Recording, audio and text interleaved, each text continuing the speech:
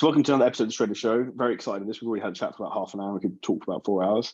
I've got Andy and Julia Hawthornes, two of our amazing clients who have absolutely crushed it over this year. They live a very flamboyant and exotic life. They're currently away on holiday in the Caribbean, and they've had some incredible results. I just wanted to share with you their story, where they've come from, what they've done, and who they are, because I think they have a lot of experience and can talk from a point of where they've come from and how they've basically changed their lives and actually allowed fitness to become a big part of their life. So thank you very much for your time, Andy and Julia. Could you give the guys, the listeners, just a bit of an insight into who you both are? Because you both have very interesting professions. Hey, you go first. I'm Andy. We live in Austin, Texas, and for a living, I'm a surgeon. I do trauma and surgery of the belly. Practice also includes some weight loss surgery that we do. But we're both in the medical field. And Julia. I'm Julia, and we've been married for 23 years or so. And I'm a dentist in Austin. Yeah, we have two teenage girls. So that's us in a nutshell. And talk about like where you were at the start of the program versus where you're now, and what really brought you to make this change. Obviously, Andy.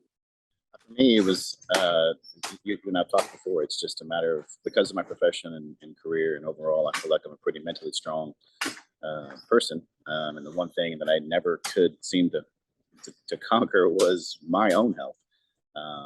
For brief windows here and there, it would come into play, but never consistently and never over the long haul. And I decided the end of last year that's it. I 46, it's too late. I got to do this, and I just committed and came across the program, and it was more. I chatted, read about it. It's a great fit for me. I bought into it, and here we are, 8 months later, and a lot smaller person than I was then.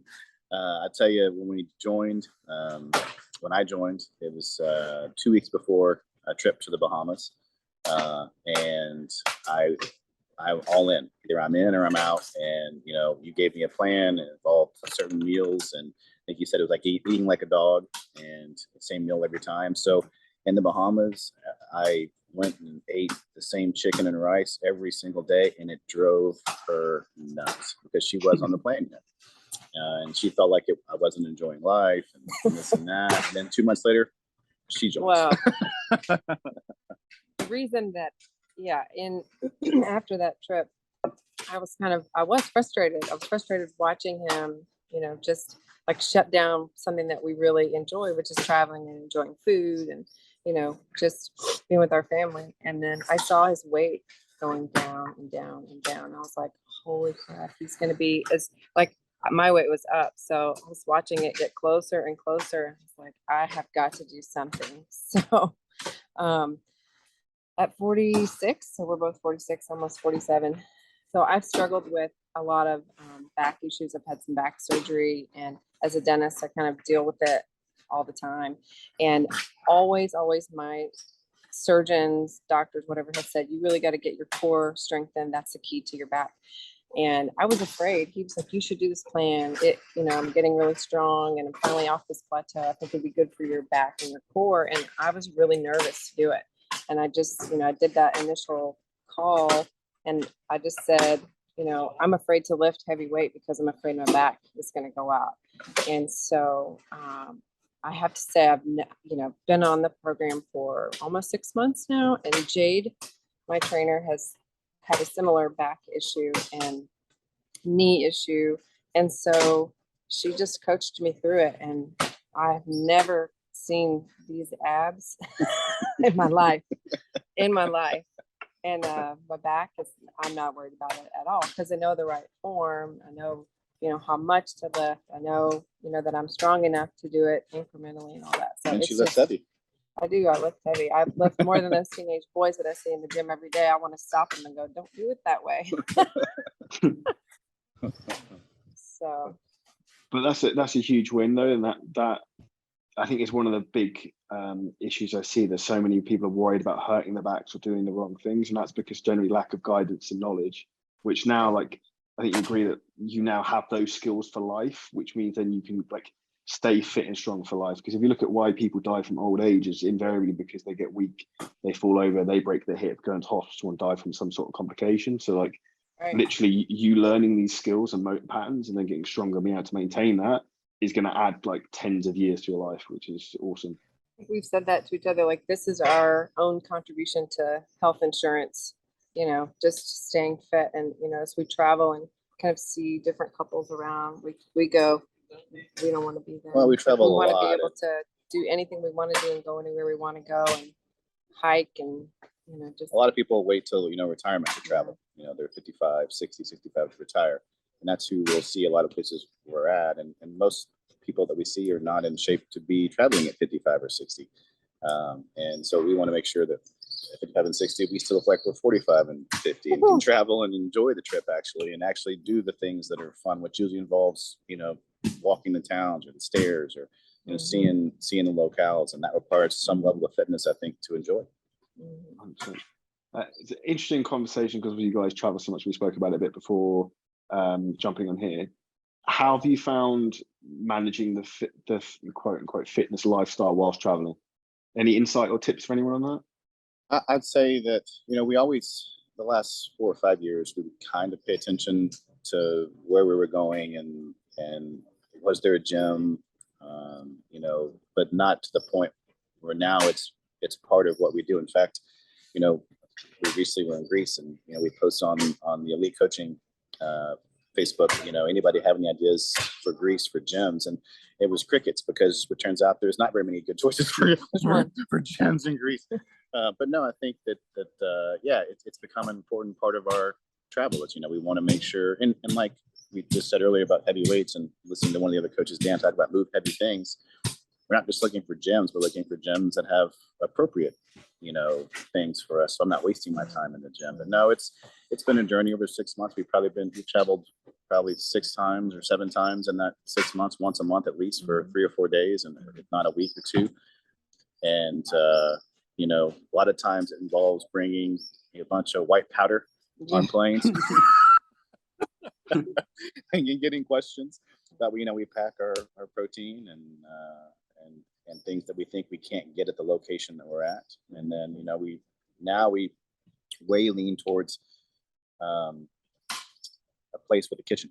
You know, before we would just go to a hotel, but now even if the hotel has a little efficiency kitchen, it's huge for, you know, rice or whatever we might need to be. You can get a chicken breast anywhere. But, you know, the rice or tortillas or whatever it might be, that's our carb for the day. We've learned that, unfortunately, we have to pack it. Yeah. Well, I think, and also, you know, going back to the very beginning where I was frustrated with him in Bahamas when he was just, you know, doing his thing, I recognize, you know, that the battle that I was dealing with was not necessarily in the gym, it was in the kitchen. And 80% of, you know, this body has to do with what I put in it.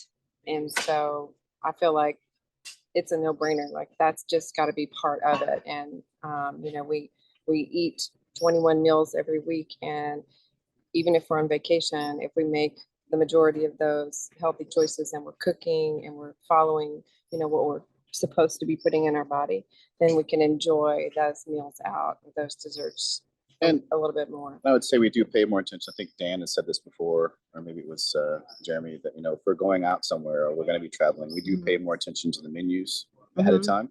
You know, I'll lean towards more of I think you prefer a good steakhouse. I lean more towards a steakhouse because they're easier to get a protein at and vegetables. But if we're going somewhere that's not a steakhouse, we definitely ahead of time kind of have an idea of what we're going to aim for when we get there and the protein we're going to go after. And if there's a dessert that catches our eye, you know, how am I going to accommodate that throughout the day of there? But no, I think it's to your initial planning question, it's a way bigger part of the planning now than it ever was when we travel, as far as, you know, is there a gym? What are the food choices? What are the grocery store choices? And do I have a kitchen? Yeah, I think what's important thing is just being conscious of what you're doing. So even like, it just reminded me of, I think with me yesterday or the day before, like you said you had a cheesecake the day. I think Sunday I really wanted a maximum ice cream. So I went on 2 walks that were like an hour and a half long. ice cream's something like 300 calories or something. I've easily burnt more than that. So it's like, if I Right. want to have an ice cream, it's not going to make any difference, right? And that's Right. Yeah. where you just understanding how like simple energy balance works. It's like, okay, I want to have this food item. If I'm just a little bit more active today, then it's not going to make any difference. And then not stressing about that too much. I think that running, calculator in your head is important, which, we both have in our head now. Like, where am I at for the day? And do I have room? And, if I do have room, how am I going to make up for it? And I think those are things before that never crossed our minds that are definitely always, most of the day we're talking about Charlie Johnson, which is a problem. But We wake up and go, what's your plan for the day? Like, what workout are you doing? Can we go together? When are you doing yeah, we're pre-workout? trying to time out our meals, and There's a lot of planning. between what Jade gives her and what you give me, we try to do the much as we can together. She's a morning workout and I'm an afternoon workout, so we're definitely there. But I think what's important, and you can tell, and this is what's awesome, is like you guys enjoy doing this together, and that's what's super nice to see, because sometimes in couples you almost get a conflict where almost a scenario sort of happened here where Andy starts getting awesome results, is dropping body fat, and then Julia like, fuck, like what's going on here? And also you're an amazing supportive wife and you would then wanted to join in, whereas some people will then be like, and you need to eat the cheesecake, you need to stop going to the gym, like trying to sabotage you and be like, I don't want you to lose any more weight. But I think that's just testimony to both your like growth mindsets and how you both obviously clearly have the same values and same vision for life. Well, I knew from before being married for 23 years, I knew if I committed and I got down, if I started to get comments when we're going out and anybody starts saying stuff about me over her, it pisses her off. So it started to happen where they were noticing me and not her. And then every time that happens, she immediately makes a change. And that's what happened again. And, and then I think now it's flipped back where it should be, where they notice her first. Or less clothing. Yes, that's true. I think that is, and when, my friends say something or whatever, I say, one of the biggest keys to the whole thing is that you do it together, because it's, it takes a lot of support. It takes him going, oh my gosh, I want to eat that cookie. There's a bakery. Let's go in there. And I'm like, no, we're not doing that. And he does the same for me. We're in the kitchen together, which is something that in 23 years of our marriage, it was usually, me doing this or him doing that, whatever. And every night we're in the kitchen together cooking. And so it's just like, I feel like we're more together, which is great. Well, that, and I'll tell you, the honesty, I think a strong marriage matters, or a strong support system, be it a friend or a girlfriend or whatever. We had to have the conversation early on that, that no more, she tends, or I tend to be defensive about a comment. I'm like, that's got to go away. Right. If I tell you don't put that in your mouth, I'm not being an asshole. You're eating like an asshole. It's like, but you're doing it out of kindness. Right. And so I think that's been a challenge for both of us. Even yesterday, I was doing my post-workout, cereal, and a couple of pebbles, and I poured a little extra more, and she slapped that out of my hand. I'm like, but I want a little bit more cereal. But it's, and even though I know it's from a place of love, we're paying attention to what each other does, and I know ultimately that she's doing it, as a benefit to me, and likewise. It's like parenting. You'll thank me later. There's lots to say about that. What interesting you said about parenting. How have your kids said anything to this? Has it impacted their behavior at all? Oh gosh, it's a struggle. So teenagers in general are a struggle, but girls, and trying to help them. I think that's one of the main reasons that he started doing this, and that what I do is to provide an example for them of a healthy lifestyle. Like, this is what it looks like. And I've asked Jade a couple of times, hey, write a plan for my girls. And she's like, just cook with them, cook for them, teach them, what it's like to eat the right amount of macros, and encourage them to have activity every day. And they actually have started, Mom, I want to, they see me and they're like, whoa, okay, maybe I need to get it together a little bit. And they have started lifting with us some. When we go out to the gyms, they come outside and, we do the same routine, and I coach them on what to do and what not to do.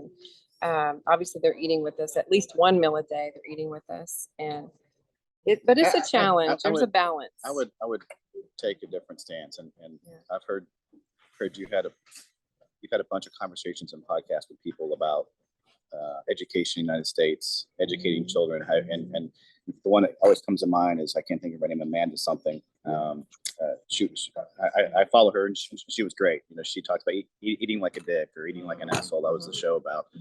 And y'all disagree a little bit on you know, what causes childhood obesity in the United States, and yours was lack of education in the you know, school system in general. And I tend to agree that way.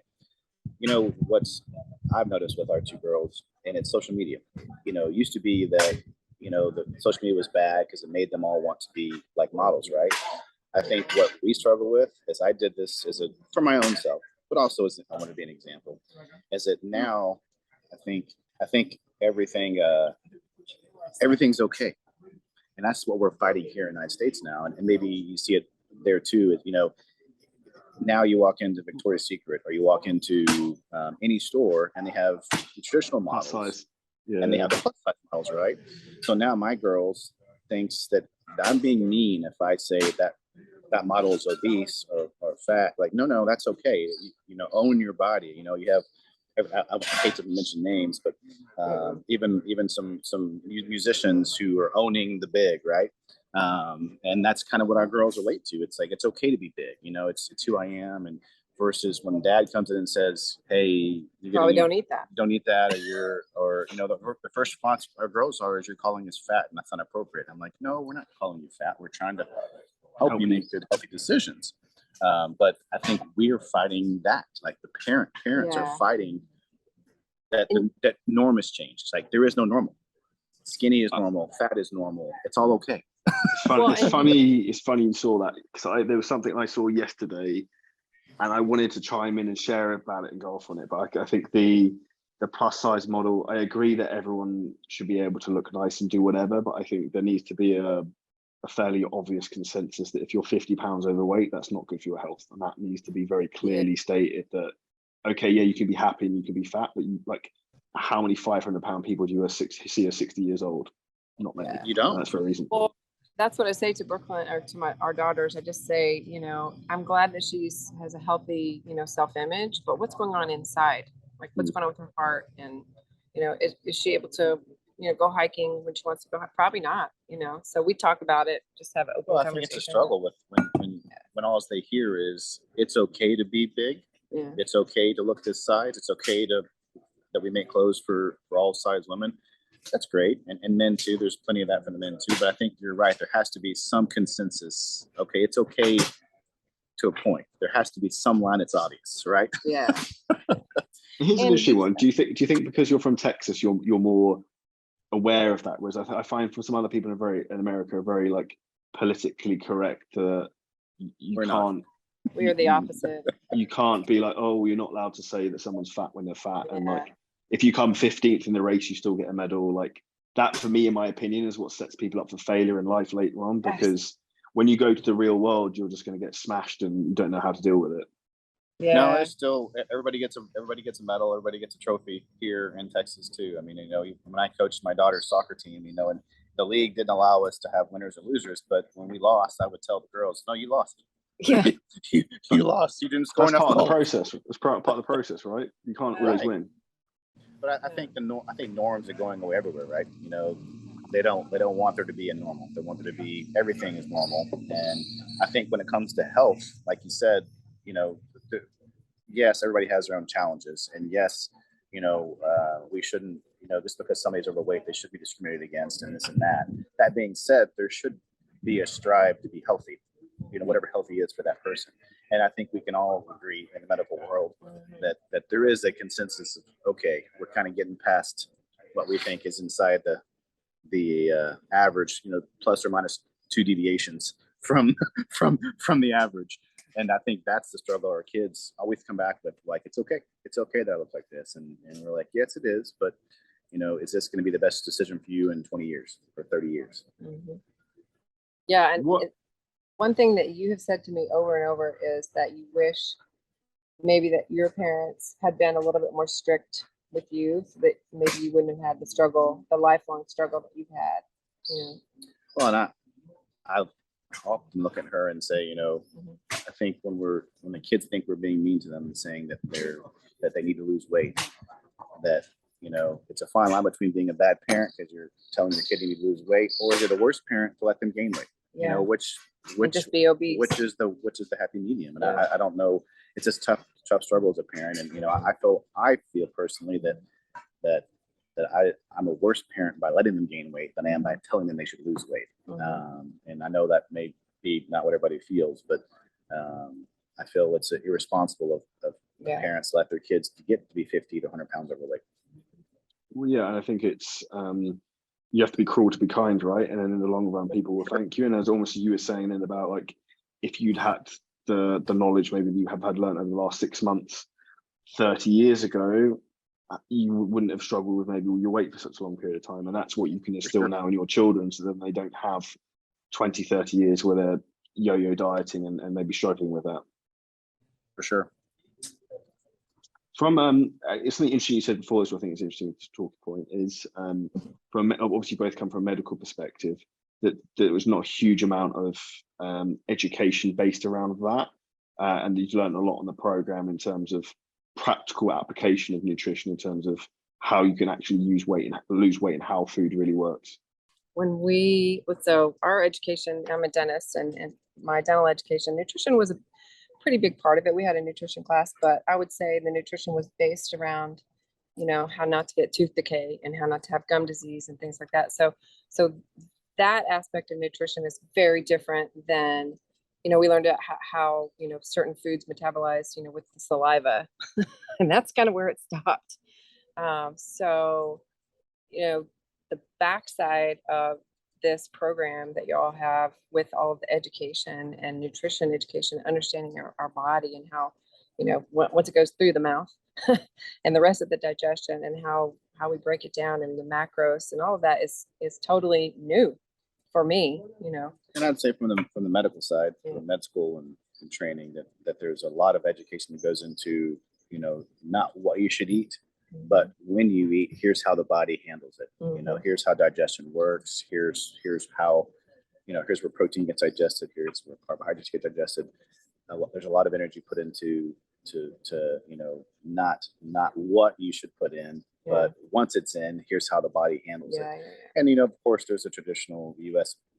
Food pyramid that you see and this and that. But I would say overall, there's very little education put into traditional medicine regarding, you know, I hate to use the word dieting. I think it should be nutrition. It should be, you know, just healthy nutrition. You know, when you're out as a surgeon and you offer weight loss surgery, you know, what are you offering before that? And right now, you know, it's insurance company based. Insurance companies require, you know, 3 to 6 month diet plan before you have an operation to get approval. But there's no standardized diet plan. It's just, as long as you go check the boxes and you showed up every week for a weigh-in, you can get your approval for weight loss surgery. And you know, you and I both know that weight loss surgery can work, but it can also be easily beaten with, you know, liquid carbohydrates or high carb. You can beat most weight loss surgeries pretty easily. Doesn't fix the root of the problem, right? Does not. And that's the big habit. An interesting question. What would you say is the biggest thing you've learned from the program that you didn't expect to learn? Well, I think having been on, you know, a lot of different diet plans over the years, I think what I've learned is you really need a balance. You don't need to cut out one group completely in order to have, you know, this result. That, you know, if you want to, you know, I really also learned that underneath this massive layer of fat was this. Like, I mean, I'm lifting a lot, but I don't think I've gained so much muscle that it's just overpowered. I think really I've just shed a lot of that excess, you know, fat that was laying on top of this body. So, yeah, it's. I don't know. I think, you know, I don't know why I go back to Dan, because he has all these Danisms that come out in these podcasts. But, you know, a couple that stand out, you know, for me, the most recent one that they're hooked on is, you know, fuck being average, which I think is a great general motto for any gym to have up on the wall. But no, I think often, I think you said it, and I think you said it, you know, it's dedication, not motivation. Yeah.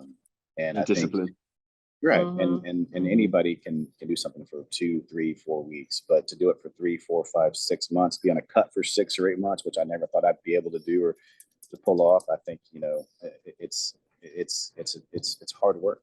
And I think dedication and discipline is ultimately what it comes down to. As far as what I learned the most, I think I've learned more about myself than I have learned maybe necessarily about the program. The program has been, like you and I talked before, that I've learned more about, nutrition, macros, the basic science than I ever learned in my traditional med school training. And maybe I didn't listen well back then, but but this time I paid attention to more, and it's the repetition of hearing it over and over again. And something as simple as macros, and Julia's right that most traditional diets these days, something's being cut. The vegetarian are cutting out a lot of stuff, and the pescatarian are cutting out stuff. Atkins are cutting out stuff. But here, they're not really cutting out. It's just proportions of each macro, and I think that's why I related to it as much as I'm not cutting anything out. I can have carbs. I can have some fat. I can have the protein, and that I think makes it seem more realistic to me. I know that's a long answer to what I've learned the most. But I think it's just been the whole process of dedication, and I learned about myself. Now, I know you both have been referral machines and lots of your friends have been signing up. What would be a question that you would, what would be the answer? We get a lot of people who sit on the fence, like, oh, I'm not ready to change. It seems really scary, like starting something completely new. And I understand change is a scary thing. What would you say, what would your advice to be to anyone like that who's sitting on the fence about trying, not necessarily this program, but something new generally? Yeah. So when I started the program, like I said, I was afraid that I was going to hurt my back and all that. So what I mentally, and I didn't tell Kate this, I decided I'm going to do this 1 week at a time.